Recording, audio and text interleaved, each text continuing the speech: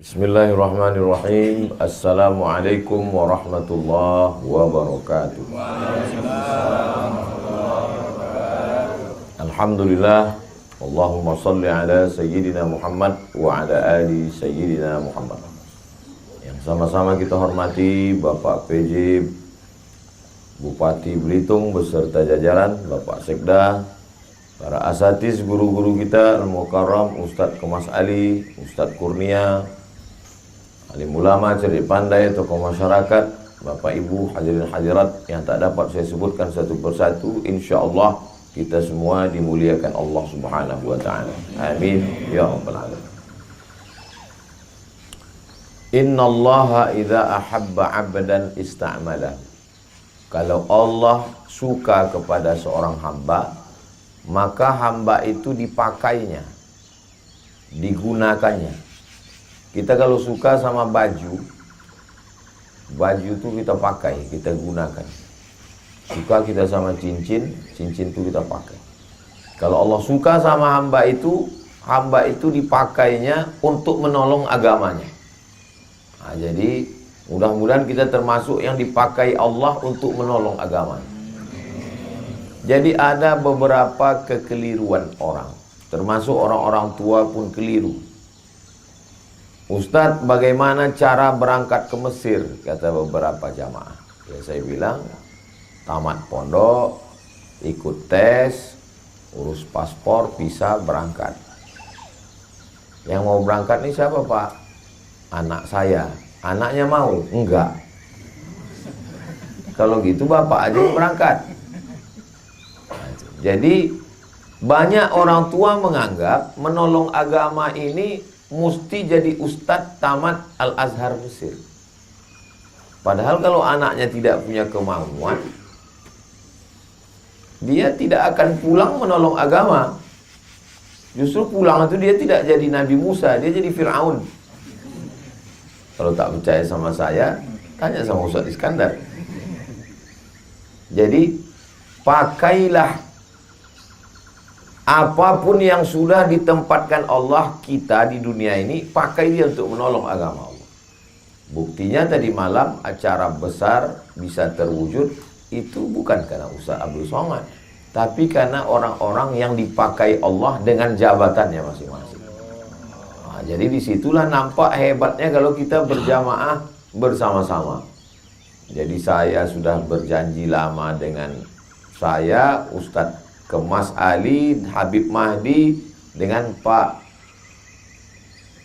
saya selalu lupa nama Pak Gubernur 2017-2022, Pak Rizaldi. Kami berjanji di tepi pantai, di tepi atas hotel melihat ke bawah laut, nanti kita sama Habib Mahdi. Ya, tapi kalau tidak bersama-sama kita tak terwujud.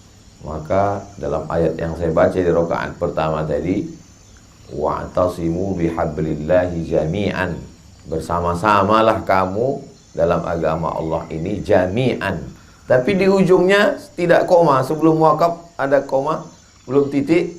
Wala tafarraqu, jangan berpecah belah. Kenapa? Karena bersatu dalam acara itu susah, menyatukan orang itu susah. Tapi yang lebih susah lagi adalah setelah bersatu tetap menjaga persatuan. Nah, itu lebih susah. Karena ada gesekan-gesekan. Pepatah orang Melayu mengatakan telur ayam disangka lagi bersentuh. Apalagi hati manusia. Hati manusia itu bergeser. Makanya saya seringkali mengatakan alat telekomunikasi sekarang canggih. Tapi justru alat itulah yang merusak hati kita. Berapa banyak persaudaraan kita rusak gara-gara grup WhatsApp. Kenapa? Karena kata-kata itu tidak ada intonasinya. Entah dia mengamuk, entah dia memuji, kita tak tahu. Kata-kata itu tidak bisa membedakan teks dengan konteks. Jadi kalau kita tulis satu kata, setiap orang punya interpretasi yang berbeda dengan kata itu. Berapa banyak orang di grup itu sepertinya garang harimau yang akan menerkam. Pas kita jumpa macam kucing kena hujan. Jadi memang menyatukan manusia ini berbeda. Di mana kita bisa ketemu? kita bertemu pada satu titik. Titiknya namanya mukhlishina lahuddin. Ikhlas. Kalau semuanya karena Allah, maka tidak akan lelah. Lelahku lillah. Boleh untuk ditulis untuk baju kaos. Tapi jangan dibawa sholat tarawih. Jadi tengok orang di belakang senyum dia.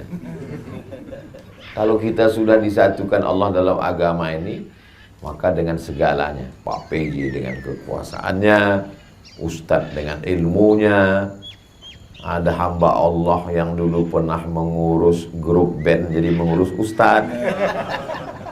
Tak boleh sebut nama, menjaga kode etik.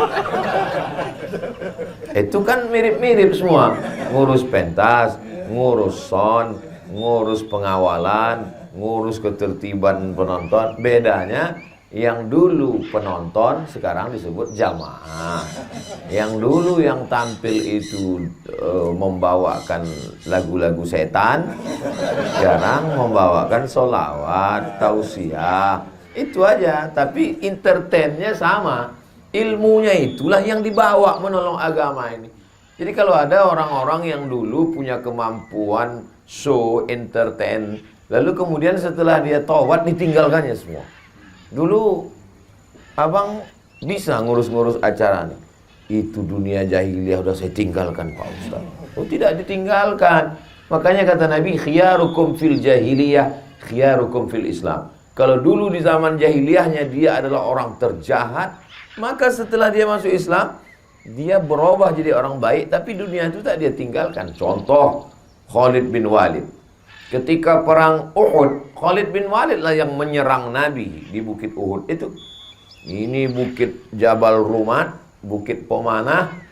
Kata Nabi, ku tinggalkan 70 pemanah di atas, aku turun ke bawah. Nanti kalau kalian lihat saya menang, kalian jangan turun. Kalau kalian lihat saya kalah, kalian pun jangan turun. Kalian konsen di atas. Saya setelah pakai cincin satam ini mau begini aja tangan saya.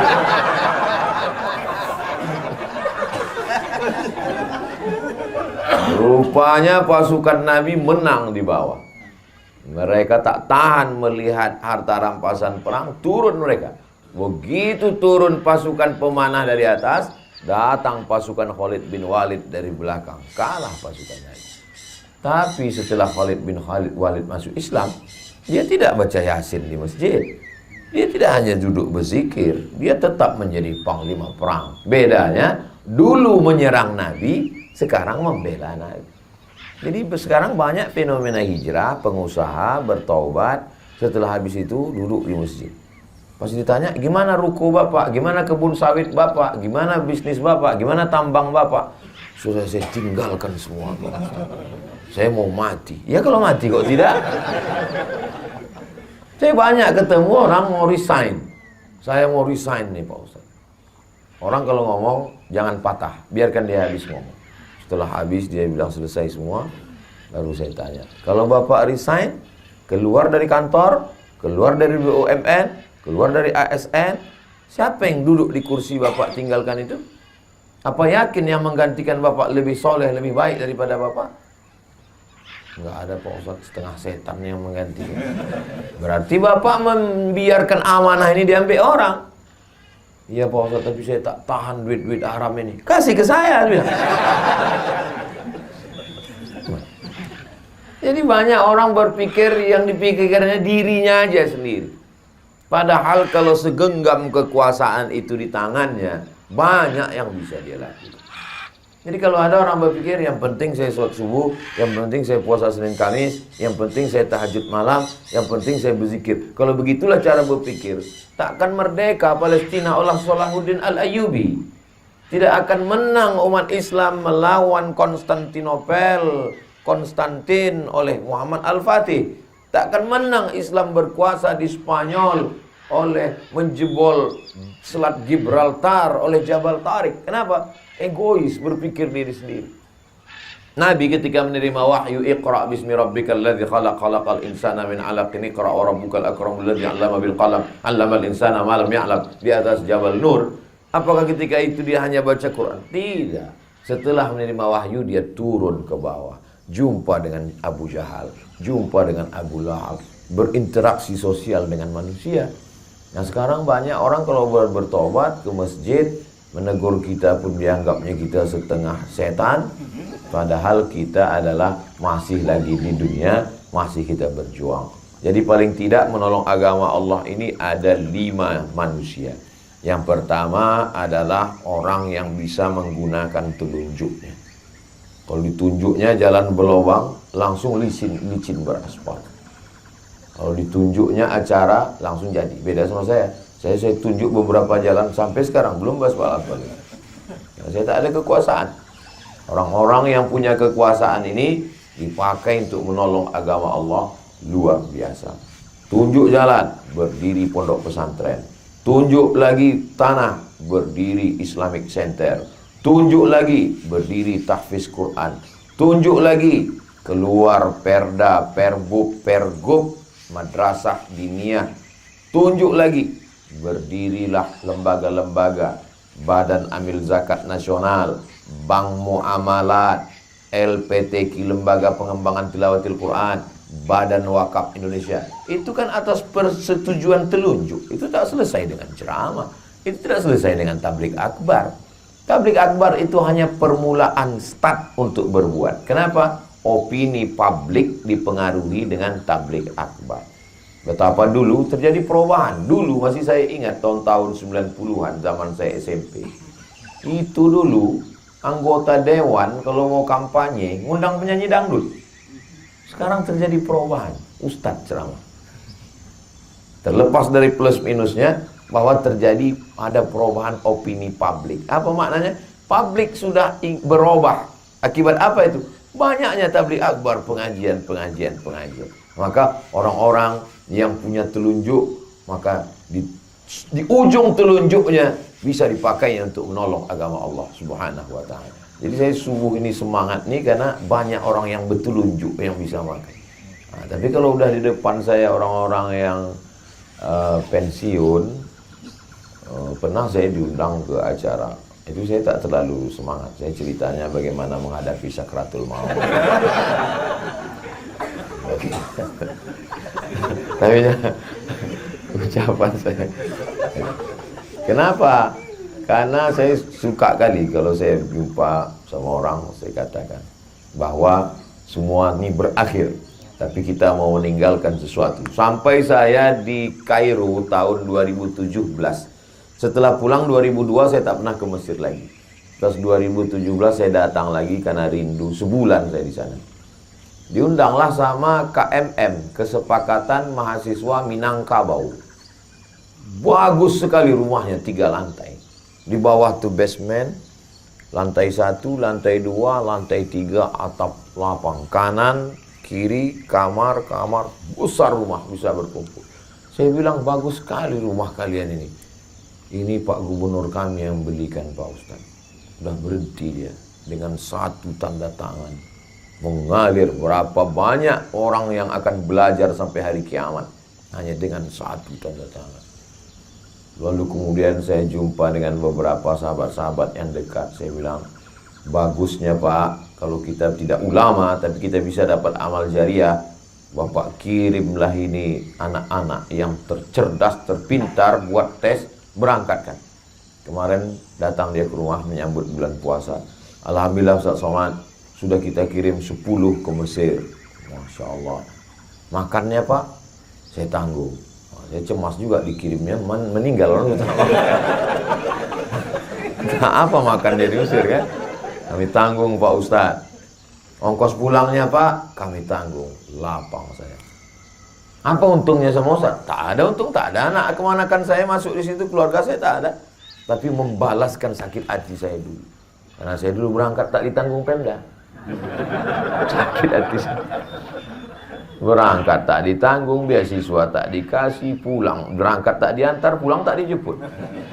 Macam Ustaz hantu. Maka di mana-mana selalu saya pesankan itu. Supaya apa? Membalaskan sakit hati saya. Bapak udah kirim, ya. Tahun berapa sekarang anak itu? Tahun 1. Berarti Bapak punya kesempatan 3 tahun lagi, Pak. Apa itu Pak Ustadz? Bebaskan tanah, buat masjid, Islamic Center, TK Quran, SD Quran, SMP Quran, SMA Quran. Sehingga nanti selama 3 tahun ini bapak bangun, anak-anak tuh pulang, diikat dia. Karena kalau tidak diikat, waktu turun dia di Jakarta, nikah dia sama orang Jakarta. Udahlah kita habis APBD nyekolahkan dia, tiba-tiba dia tidak memberikan kontribusi, buat dia kontraknya. Ya betul Pak Ustadz, jadi 3 tahun ini kita buat. Iya, itu pun juga membalaskan sakit hati saya. Karena dulu waktu saya pulang tak tahu mau jadi apa. Jadi luar biasa. Alhamdulillah para asatiz adik-adik kelas saya. Ini adik-adik kelas saya. Pak Kabak Kesra 2003 berangkat. Saya 2002 sudah pulang. Jadi banyak orang menduga saya ini masih muda, padahal saya sudah tua. Ustadz Iskandar 2011 dia baru berangkat. Pulang 2011. Saya 2002, berarti beda 11 tahun. 2011 beda 9 tahun. Tua juga saya sudah. Artinya bahwa ada sesuatu yang kita lakukan. Lalu kemudian kalau telunjuk orang yang punya kekuasaan, lalu kemudian ada yang selalu diletakkan perhiasan. Itulah dia, selalu perhiasan itu diletakkan di jari manis. Ini anak muda. Anak-anak muda ini mesti kita kelola. Jadi tadi malam itu, kenapa Ustaz Somad kalau tausiah itu, kalau subuh biasanya di masjid atau di ruang tertutup. Tapi kalau malam itu kita memang pilih tablik akbar. Itu sebenarnya kita untuk menggarap anak muda. Karena ada beberapa anak muda dia belum mau ke masjid, dia mau dengar di pinggir-pinggir tanah lapang. Dia masih trauma ke masjid ini. Ke masjid pertama sendal hilang. Ke masjid kedua helm hilang. Ke masjid ketiga kawan yang sama-sama itu meninggal. Jadi nama penyakitnya Masjid Traumatic Syndrome. Jadi orang-orang begini ini mesti dijinakkan lagi dengan tanah lapang. Jadi berawal dari tanah lapang, lama-lama ujungnya juga ke masjid. Bukan berarti hanya berhenti di tanah lapang, enggak. Jadi yang tadi malam itu kita tidak euforia sesaat, kita ikut bahagia, kita ikut senang. Tapi puncaknya adalah bagaimana masjid-masjid kita. Jadi harus ada terus berkesinambungan. Ibarat macam menangkap ikan. Jadi saya sudah menghalau ikan ini dari sini. Ada ustadz di sana yang menunggu. Makanya Ustadz Kurnia pun menunggu ikan ini sekarang. Terserahlah entah ikan apa yang datang. Siapkan memanglah jalannya. Entah ikan paus, entah ikan hiu, entah ikan lumba-lumba, asal jangan ikan piranha aja lah. Artinya apa? Kita bekerja sama. Makanya selalu saya katakan, masukkan anak ke pesantren, masukkan anak ke pendidikan yang dikelola para habaib, para kiai kita, masukkan ke madrasah. Itu dalam rangka menghalau ini. Baru setelah itu nanti mereka akan bertanya, di mana kami daftarkan anak kami Pak Ustadz? Bermunculan iklan, daftarkan anak Anda segera, hubungi nomor kontak berikut ini. Ingat, kuota terbatas. Nanti beberapa hari lagi keluarlah iklannya itu. Itu dalam rangka apa? Karena pemuda ini kalau tidak kita garap, digarap aliran sekuler, komunis, ateis, agnostik, liberal, macam-macam di medsos itu. Tadi waktu habis sahur tadi, saya baru aja mengirim web yang diisi oleh orang-orang ateis. Jadi isinya itu ngejek agama aja. Sampai yang di atas itu ditulisnya, kalau memang Tuhan itu ada, kenapa dia menegur saya melalui mulut kamu? Itu kan memandang. Tapi dia pakai fake account semua. Dan itu saya kirimkan ke kawan-kawan supaya jangan terlalu sibuk berkelahi antara sesama kita, sementara ini kita diamkan. Nah ini saya artinya anak muda ini mesti kita garap. Lalu kemudian ada telunjuk yang punya kekuasaan, ada anak muda di tengah ini, inilah dia ulama. Ulama selalu di tengah, selalu menengahi, selalu membersamai. Tak miring ke kanan, tak miring ke kiri, selalu bersama, mengayomi, melindungi, tempat bertanya, fas'alu ahla dzikri in kuntum la ta'lamun. Tapi tidak mesti kita. Ustaz, itu kemarin yang jadi ketua pengurus masjid adalah fulan. Oh, sahabat saya, kawan saya, adik kelas saya, senior saya, kakak kelas saya. Bersama-sama kita. Jadi orang melihat kita. Kalau saya salah, yang disalahkan orang bukan Abdul Somad, yang disalahkan Al-Azhar. Yang disalahkan orang adalah semua kena. Ustadz Iskandar kena, Ustadz Kurnia pun kena. Itu kan kakak kelas kau itu kan, kata dia. Ustadz Kurnia kenal dengan Ustadz Somad? Oh, kakak kelas saya. Oh ya, dulu memang pernah, tapi sekarang udah lama tak jumpa. Alhamdulillah. Mudah-mudahan kita istiqomah insyaallah. Karena kita sudah membawa Islam, sudah membawa Quran, membawa hadis Nabi. Jadi tidak hanya sekedar membawa personal nama kita. Saya dikasih tahu tadi sampai 5.30, setengah 6. Terasa juga dia jam sudah dekat. Telunjuk ulama, anak muda. Kelingking ini jangan disepelekan. Walaupun dia kecil, kalau tak ada dia cuma mengorek upil. Kalau tak ada dia cuma mengorek telinga. Gatal lubang telinga kita. Takkan mungkin pakai jempol. Besar betul lubang telinga. Artinya apa? Memang ada orang-orang kecil, tapi jangan lupa, boleh jadi azab Allah itu tidak turun karena yang kecil-kecil. Orang kecil itu lebih ikhlas. Orang kecil itu lebih tulus. Orang kecil itu lebih dekat kepada Allah. Kenapa? Rahmat Allah itu turun di hati yang hancur berkeping. Boleh untuk update status besok pagi. Nggak tahu ada adik-adik yang hatinya hancur berkeping. Kenapa kadang hidup kita itu dibuat Allah hancur babak belur, berkeping macam kaca jatuh ke batu? Karena di saat itulah sujud kita lebih lama. Karena di saat itulah air mata kita menetes. Kalau kita di atas awan, bangsawan, bangsa yang hidup di atas awan, kita mungkin angkuh dan sombong. Tapi kalau kita sudah jatuh terjerembab, saat kita berteriak, tak ada lagi manusia mau mendengar kita, berbisiklah ke tanah. Malaikat-malaikat di langit akan mengaminkan doa kita. Saya sejak di Belitung ini puitis pula sekarang. Nah, maka orang-orang kecil sepele ini jangan disia-siakan. Masya Allah, tabarakallah. Kemarin Ustadz kita berbuka bersama 16.000 porsi. Terbayanglah itu berapa duit. Dari mana itu datang? Bahkan sampai ada LSM yang mempertanyakan ini datang dari mana.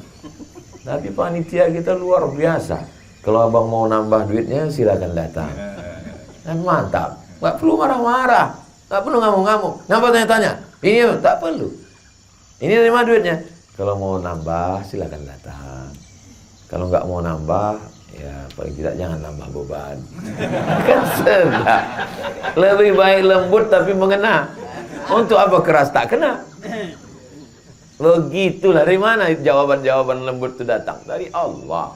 Allah kirimkan ke hati dan pikiran orang beriman supaya orang tak tersinggung, tapi mengena dalam hati. Sampai mati dia ingat itu. Akan datang kalau ada acara tabligh akbar lagi, mau menelpon, kena lagi nanti gitu. Begitulah Allah SWT cara melindungi.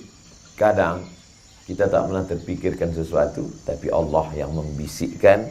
Kalau bisikan datang dari malaikat yang dikirim oleh Allah, ilham namanya. Kalau bisikan yang datang dari setan, waswasah namanya. Lil insani lammatani. Manusia itu punya bisikan. Datang dari setan, datang dari malaikat. Kalau kita berwudu, kita beristighfar, kita sholat sunat, kita istiqomah, datang bisikan-bisikan yang kadang tak terlintas di hati dan pikiran kita. Begitu juga kalau kita jahat, kita buat dosa, datang juga bisikan-bisikan untuk buat dosa yang tak terlintas di hati pendosa sekalipun. Ada aja ide-idemu untuk buat dosa itu yang tak terpikirkan orang. Jadi kalau Bapak Ibu melihat ada orang, heran. Dia kalau mau buat dosa ini ada aja idenya Pak Ustaz. Berarti memang kawan-kawan setan. Satu geng dia. Yang punya telunjuk, sudah. Yang penengah, sudah. Anak muda, sudah. Orang kecil, sudah. Ada orang-orang yang perlu selalu diberikan pujian. Ini mak-mak garis keras. Mereka ini gerakannya luar biasa. Selalu siap. Ibu bawa makanan, siapkan jamaah, siap katanya. Tapi mesti sering. Masih dikasih gini. Mantap. Support luar biasa. Perempuan itu dia ingin mendengarkan kata-kata pujian. Makanya Nabi menggunakan itu. Apa kata Nabi kepada Sayyidatuna Aisyah? Ya Humaira, wahai engkau yang kulitnya putih, kalau kena cahaya matahari kemerah-merahan. Jadi terngiang tuh di telinga. Boleh Pak Ustadz, istri saya panggil wahai orang yang kulitnya putih, kena cahaya cahaya matahari kemerah. Apa pula salahnya? Pulang dari sini nanti panggil Ya Humaira. Tapi kalau bisa sesudah berbuka. Kalau jam 2, jam 1 ya Humaira, kau ngejek aku ya, kata dia. Janganlah terlalu jujur. Ini terlalu jujur balik. Ya Hajar Aswad. Ngamuk lah dia. Jadi kita memang harus selalu memberikan kata-kata yang baik, mengangkat hati, perasaan, mensupport, memberikan. Kita pun terasa itu. Kadang ada orang-orang, tapi jangan terlalu berlebihan. Dia macam garam juga itu. Kalau pas dia penempatan garamnya itu pas, dia enak. Tapi kalau terlalu berlebihan, asam naik, apa, kita pusing kepala kita mendengar pujian-pujian. Makanya kata Nabi, kalau orang terlampau memuji, ambillah pasir dan hembuskan ke wajahnya. Jadi kita pun siapkan, letakkan pasir. Kalau ada orang terlampau memuji, kenapa bapak gini kan banyak kali cerita.